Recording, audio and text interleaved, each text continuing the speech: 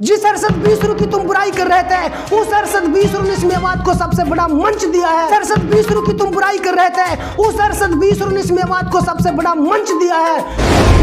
बेबाक अंदाज, बेखौफ जुबां, मेवात आज तक। देखिए दोस्तों, मैं विस्तार से आपको बताता हूँ। जब शुरुआत में यहाँ पर धरना रखा गया था तो मैं कवरेज करने गया था, मेरे साथ में मेरा सहयोगी प्रदीप शर्मा भी था और हम दोनों जब वहां पर गए थे तो मैंने वहां पे बाइज्जत बाइट ली थी जो लोग मेरे सामने आए थे। हाँ, लेकिन मैंने एक गलती जरूर की थी, उसे आप गलती मान लीजिए चाहे मेरी समझदारी या खुददारी मान लीजिए।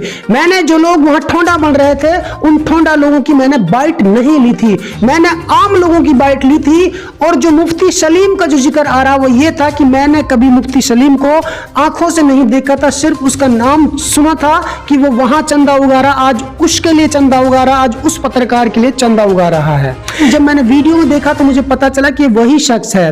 ये मुफ्ती सलीम मेरे बराबर खड़ा था और मैं एक मुबारक नाम का बंदा था जो अटेरना गांव का है। पुलिस प्रशासन मेरे बराबर खड़ा था, पूरी भीड़ थी, मैं उसकी बाइट ले रहा था और हम वहां से 4-5 कवरेज करके अपने घर आ गए थे। हमने कोई भी ऐसी बात न लिखी थी न बोली थी जिससे कि हमारे धरना के लिए या हमारी मेवात क्षेत्र के लिए कहीं न कहीं नीचा देखना पड़ा। ऐसा कोई काम हमने नहीं किया था। हमने कवरेज की और हमने अपनी वीडियोस चला दी थी। उसके बाद में दोस्तों एक वीडियो बच गई थी मेरे पास में जो कि मैंने 2 दिन बाद में डाली थी। उस वीडियो में एक शख्स भाषण दे रहा था और जो ये कह रहा था कि जहां पर हरे रंग का झंडा मिलता है, चांद तारी उस पर छपी होती है, तो कुछ लोग जो है उसे पाकिस्तान का झंडा बताते हैं। तो दोस्तों मैंने उस वीडियो को उठाकर अपने चैनल पर डाल दिया और सिर्फ इसलिए डाला था कि मुझे भी वो अच्छा लगा था कि वो बंदा ठीक कह रहा है, कुछ लोग ऐसे होते भी हैं। मेरी गलती बताई थी वो ये थी कि मैंने सिर्फ उस पर यह लिखा था कि सुनहरा बॉर्डर पर आया पाकिस्तान का जिक्र, इसके अलावा मैंने और कुछ भी वहां नहीं लिखा। और इसमें कुछ गलती भी नहीं थी कि वाकई वहां पाकिस्तान का जिक्र आया था। पाकिस्तान हो या चाइना हो या दुनिया का कोई भी मुल्क हो, उसका नाम तो अक्सर खबरों में आता ही रहता है। इससे आप लोगों को क्या गुरेज थी। और आपको जानकारी के लिए एक चीज और बता देते हैं कि YouTube पर कुछ इस तरीके से थंबनेल लगाने पड़ते हैं जिससे लोग ज्यादा आकर्षित होते हैं और इस वीडियो को देखते हैं। मेरा मकसद भी ये था कि ये संदेश ज्यादा लोगों तक जाए, मेरा मकसद कोई गलत नहीं था। लेकिन उसके बाद हम शाहजहांपुर जाते हैं, पलवल जाते हैं, वहां से कवरेज करते हैं। 1 हफ्ता बीत जाता है। तो दोस्तों 1 हफ्ता बाद ट्रैक्टर मार्च था, यानी किसानों की ट्रैक्टर रैली थी। तो उस दिन मैं अपने घर से अकेला ही सुनहरा बॉर्डर पर चला गया था क्योंकि मेरे दिल में कोई गलतफहमी नहीं थी, ना ही मैंने कोई गलत काम किया था। मैं खुशी खुशी अपने घर से गया था कि भाई मैं आज सुनहरा बॉर्डर को कवर करूंगा। लेकिन जैसे ही मैं वहां जाता हूं दोस्तों, मुझे कुछ भी पता नहीं होता है। कुछ लोग मेरी गाड़ी के पास आते हैं, दुआ सलाम करते हैं, जैसे कि अपने फैन फॉलोइंग होती है। कुछ बुजुर्ग थे, कुछ नौजवान थे, सब प्यार मोहब्बत से बातें कर रहे थे। तो मैंने दोस्तों वहीं से गाड़ी में बैठे बैठे मौलाना अरशद साहब को कॉल किया था और मैंने उनसे बोला था कि सर यहाँ पर तो भीड़ है नहीं और हम यहाँ खड़े हैं। तो मौलाना अरशद साहब ने बहुत इज्जत से बात की। उन्होंने कहा कि अरे आप वहां क्या करो, आप यहाँ आ जाइए, आप मंदिर से पहले सारे ट्रैक्टर्स यहाँ इकट्ठे हो रहे और यहाँ से हम लोग सारे मिलकर के वहां चलेंगे बॉर्डर पे। मैंने कहा ठीक है सर, हम आते हैं। तो जैसे मैं गाड़ी चलाने ही वाला था, अचानक एक बच्चा आया और उसने बोला कि कुछ लोग वहां बैठे, वो आपको बुला रहे हैं। तो मैं गाड़ी से उतर गया, गाड़ी इतने मैंने लॉक की, इधर उधर से खिड़कियां बंद की कि मेरा लुक जो है उन लोगों की तरफ गया। तो देखा तो सामने से एक मुफ्ती सलीम, जिसे मैं बाई फेस नहीं जानता था, बाद में पता लगता कि यही मुफ्ती सलीम था। एक मुफ्ती सलीम और उसके साथ में 4-5 बंदे, 1-2 लड़के, वो मेरी तरफ बढ़ रहे थे। तो और मैं उनकी तरफ बढ़ा, मैंने उनसे बड़ी इज्जत से दुआ सलाम की और उन्होंने मेरी दुआ सलाम ली तो थी मगर कुछ बेरुखी से ली थी। उसके बाद में डायरेक्टली उन्होंने मेरे से बदतमीजी से बात करनी शुरू कर दी और उसके जो साथी थे वो चारों तरफ से मोबाइल ऑन करके मेरी वीडियो बना रहे थे। तो दोस्तों मैं समझ गया था कि कोई साजिश, कोई षड्यंत्र है, क्योंकि जब चारों तरफ से मेरी वीडियो बन रही है और ये बदतमीजी से एक मौलाना होकर बातें कर रहा है। मैंने उसकी दाढ़ी की इज्जत रखी थी, उसकी उम्र की इज्जत रखी थी, उसके इल्म की इज्जत मैंने रखी थी कि मेरे सामने जो शख्स मेरे को डांट रहा है वो एक मौलाना साहब है और अगर वो मुझे डांट भी रहा है तो मेरे पिता समान है, मुझे कोई परेशानी नहीं है। और मैं उसकी बात का बुरा भी नहीं माना था, कोई जवाब उसको नहीं दिया था, मैं खामोशी से सुनता रहा था। कौन सुनता रहा? जिसको 5 लाख परिवार फॉलो करते हो, यानी कि आज की तारीख में मेवात क्षेत्र में जिसकी सबसे ज्यादा फैन फॉलोइंग हो, जिसके सबसे ज्यादा फैन हो, वो शख्स खड़ा होकर एक मौलाना की बात सुन रहा है। किस लिए? कि उसके नाम के पीछे मौलाना साहब लगा हुआ है, चेहरे पर माशाल्लाह दाढ़ी है, इसलिए मैंने उसकी तमाम बातें खामोशी से सुनी। अन्यथा किसी माई के लाल की इतनी हिम्मत, इतनी औकात नहीं कि जो अरशद बीसरू की तरफ उंगली उठाकर बात कर ले। मैं उसकी उंगली तोड़ने का इरादा रखता हूं, इतनी हिम्मत रखता हूं, इतनी हैसियत मैं अपनी रखता हूं। लेकिन दोस्तों, मैंने उस मौलाना की कदर करते हुए मैंने तमाम बातें उसकी सुनी, लेकिन मेरा कोई कसूर नहीं था, मैं बेकसूर था। फिर भी मैंने उस मौलाना की तमाम बातें खामोशी से सुनी, सिर्फ बड़े के लिहाज से, इल्म के लिहाज से। तो मामला यही नहीं थमा। लेकिन दोस्तों, उनकी ये तमाम बातें सुन करके उन्होंने मुझे धमकी भी दी थी और बदतमीजी से बातें की थी, जो कि एक मौलाना साहब को शोभा नहीं देती। मौलाना और मुफ्ती इस तरीके की भाषा यूज करेंगे, वो गाली गलौज करेंगे, तो आप बताइए मुझे समाज कैसे सुधरेगा? फिर इस धरना देने का फायदा क्या है? आप बताइए। आप मीडिया वालों की बेइज्जती करोगे, उसको बाइकाट करोगे, उसका विरोध करोगे, आप कैसे आपकी आवाज ऊपर तक जाएगी? कैसे आप बुलंदियों तक पहुंचोगे? बताइए आप कैसे आप मेवात का भला कर सकते हैं? ये हरगिज नहीं हो सकता। आप मेवात की भलाई के लिए नहीं है, आप मेवात को उजाड़ने का काम कर रहे थे। लेकिन मैं सबके लिए नहीं बोल रहा हूं, लेकिन मैं उस मौलाना साहब के लिए बोल रहा हूं जो इस तरीके की हरकत कर रहा था। लेकिन दोस्तों, यहीं तक ये बात सीमित नहीं थी, अब इससे आगे लेकर आपको चलता हूं। मैं वहां से उस मौलाना की तमाम बातों को सुन करके अपने घर अपनी गाड़ी लेकर आ गया था और मैंने घर आके बड़ी टेंशन की थी, बड़ा अफसोस एहसास हुआ था, क्योंकि मैं बेकसूर था। क्योंकि दोस्तों, मैंने आज तक मेवात के लिए कुर्बानी दी है। चाहे मेरी गजलों की बात हो, चाहे मेरी खबरों की बात हो, चाहे मेरे चैनल की बात हो, मैंने हुब्बुल वतनी का पैगाम इस मेवात की पवित्र सरजमीन से दुनिया तक पहुंचाया है। उसके बावजूद एक मौलाना और एक मुफ्ती मुझसे बदतमीजी से बात करता है, तो आपको बताइए क्या यह शोभा देता है? कैसा वो मौलाना है? तो दोस्तों, बात यही नहीं रुकती है। मैं अपने घर आ जाता हूं और उसके बाद में वो वीडियो वायरल हो जाती है। बताइए, ये मौलानाओं का काम है? एक ऐसे शख्स को जिसको 5 लाख परिवार फॉलो करते हो और उसके बाद में उसकी वीडियो बना करके वो लोग शराम छोड़ रहे हैं, और जिसमें सारी दुनिया ने देखा था कि अरशद बीसरू ने खामोशी से तमाम बातें सुनी है, उसकी इज्जत की थी, लेकिन वो मौलाना भड़क रहा था और मैंने कुछ भी उनसे नहीं कहा था। उसके बाद में वीडियो छोड़ देते हैं, लेकिन वीडियो जब मैंने देखा तो मुझे बड़ा अफसोस हुआ। मेरे चिढ़ने वाले मेरे विरोधी ने खूब उसको वायरल किया। एक छोटा मोटा कोई पत्रकार है, उसका मैं नाम नहीं लेना चाहता, उसको ये मंच पर लाता है और उसके कंधे पर हाथ रख करके अपने बराबर खड़ा करके भरी भीड़ में, भरी महफिल में ये कहता है कि भाई आप इस चैनल को सब्सक्राइब कर लीजिए और मेवात आज तक को अनसब्सक्राइब कर दीजिए, अभी कर दीजिए, इसी वक्त कर दीजिए, आज ही कर दीजिए, मेवात आज तक को देखना बंद कर दीजिए। लेकिन फिर भी इनको डूब मरना चाहिए। जब इन्होंने लोगों से अपील की थी तो मेरे 3,82,000 सब्सक्राइबर थे, लेकिन आज महज 10 दिन के अंदर अंदर मेरे सब्सक्राइबर 3,94,000 हैं। दोस्तों, 12,000 सब्सक्राइबर मेरे और ज्यादा बढ़ गए, और इस मौलाना की बात से 1 इंच भर भी मेरे चैनल पर कोई फर्क नहीं पड़ा। बताइए, ये कहां का इंसाफ था? वीडियो वायरल कर दी, सरेआम वीडियो बनाई, धमकियां दी, उसके बाद मैंने इसकी तमाम बातें सुनी बड़े होने के नाते। उसके बाद फिर ये मंच पर आता है, मंच पर आकर कहता है, एक पत्रकार को बुलाकर कहता है कि ये पत्रकार अच्छा है और वो पत्रकार बुरा है। इसके मतलब तू खुदा है, जो तू कहेगा उसे मेवात मानेगी। जिसके साथ 5 लाख परिवार खड़े हैं वो तेरी बात मानेंगे। जो तूने कह दी वो अवेलेबल है, वो डन हो गया, जो तूने कह दी वही डन है। ऐसा कुछ नहीं है।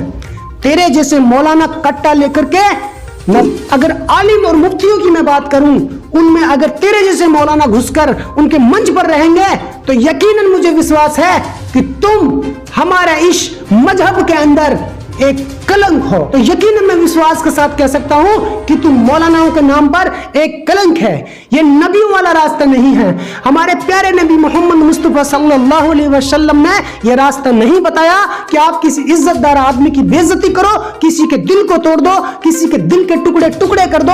ये कभी हमारे नबी पाक सल्लल्लाहु अलैहि वसल्लम ने नहीं बताया था। आप उस रास्ते पर नहीं चल रहे हैं, आप लोग राजनीति कर रहे हैं। और जिस शख्स की तारीफ कर रहा था उसका नाम नहीं लेना चाहता हूं, उसको फेमस नहीं करना चाहता हूं, उसकी औकात नहीं है कि वो मेरा मुकाबला कर सके, उसके सब्सक्राइबर अब इतने भी नहीं है कि वो दुनिया को दिखा सके। वो शर्म के मारे उनको हाइड करके घूमता है, जिसकी ये कह रहा था कि इसको सब्सक्राइब करो, उसको अनसब्सक्राइब करो।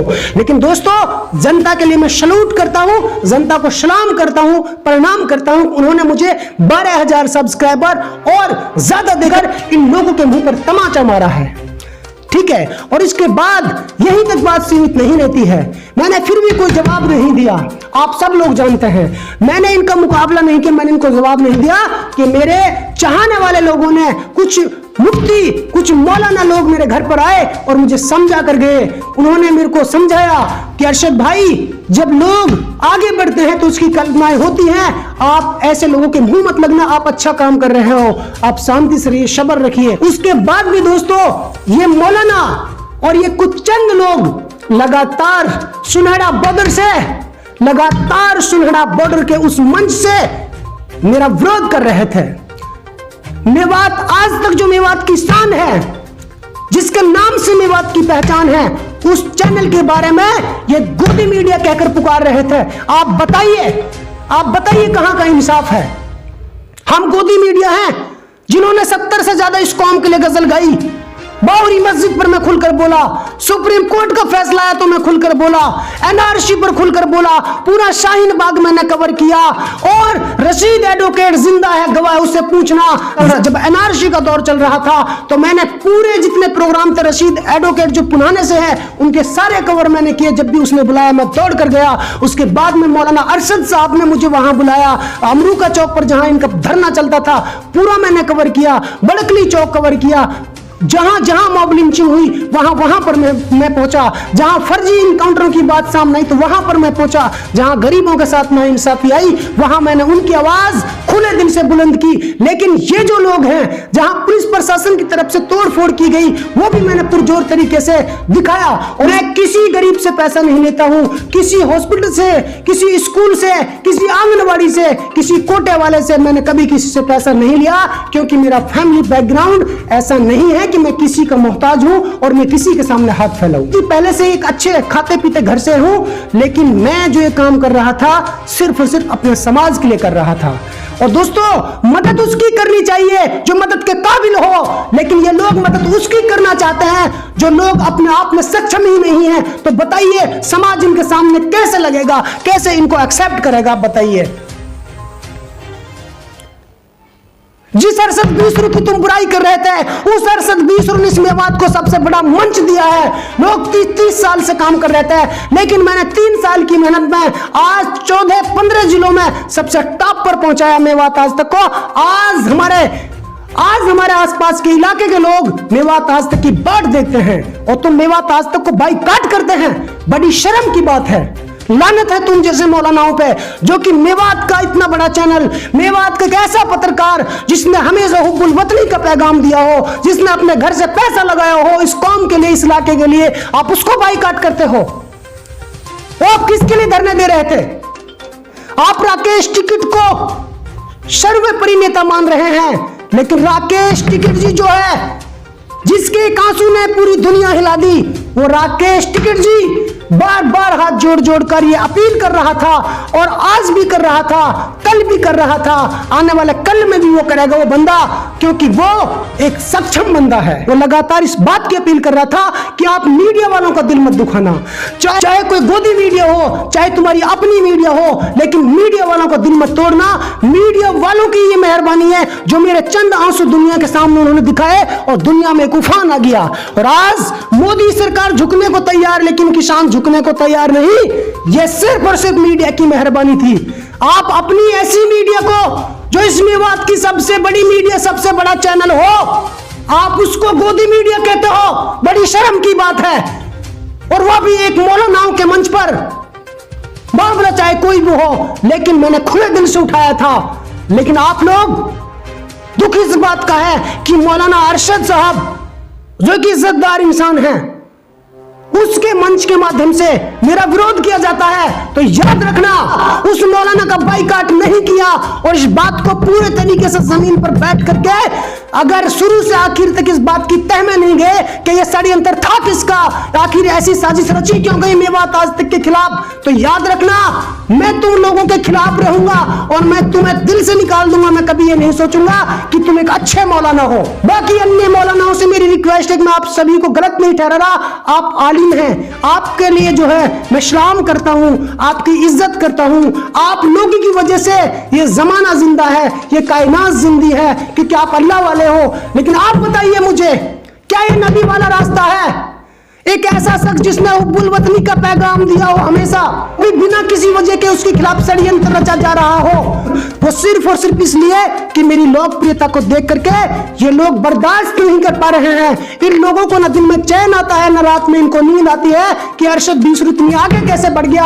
आज हर कदम पर अरशद बीसरू के चर्चे क्यों हो रहे हैं? नेताओं ने मुझे नीचा दिखाने की कोशिश की, नेताओं के जो एक पिट्ठू होते हैं उन्होंने मेरे खिलाफ खूब फेसबुक पर ट्रेंड चलाया, और कुछ पत्रकार साथी जो कि अपनी भविष्य और अपने फ्यूचर में असफल होकर के बैठे हैं, साथी जो मेरी लोकप्रियता से जल करके मेरे खिलाफ ट्रेंड चलाते हैं, उल्टी सीधी बातें कहवाते हैं, गलत सलत फोन करवाते हैं। मैंने तमाम बातें बर्दाश्त की, लेकिन दोस्तों मुझे एक उम्मीद थी कि मेवात के अंदर जो हमारे मुफ्ती और मौलाना हैं वो मुझसे बेहद प्यार करते हैं, और आज भी मैं यकीन के साथ कह रहा हूं कि मुझसे बेहद प्यार करते हैं। तबलीग लाइन के बंदे बेशुमार मोहब्बत करते हैं, मुझे अपनी दुआओं से नवाजते हैं, इसलिए मैं आज यहां हूं। लेकिन उन्हीं के बीच में से एक ऐसा मौलाना जो उनके बहकाए में आ गया और बिना किसी वजह के मेरे खिलाफ साजिश और षड्यंत्र रच दिया।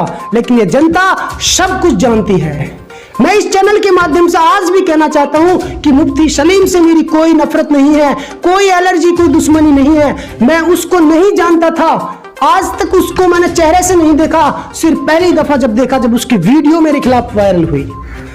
अब बताइए, जो बंदा उसे जानता तक नहीं है वो बंदा उसके खिलाफ इतनी बड़ी साजिश रच रहा है, तो मैं कैसे मान लूं कि यकीनन ये मौलाना है और नबी वाले रास्ते पर चल रहा है?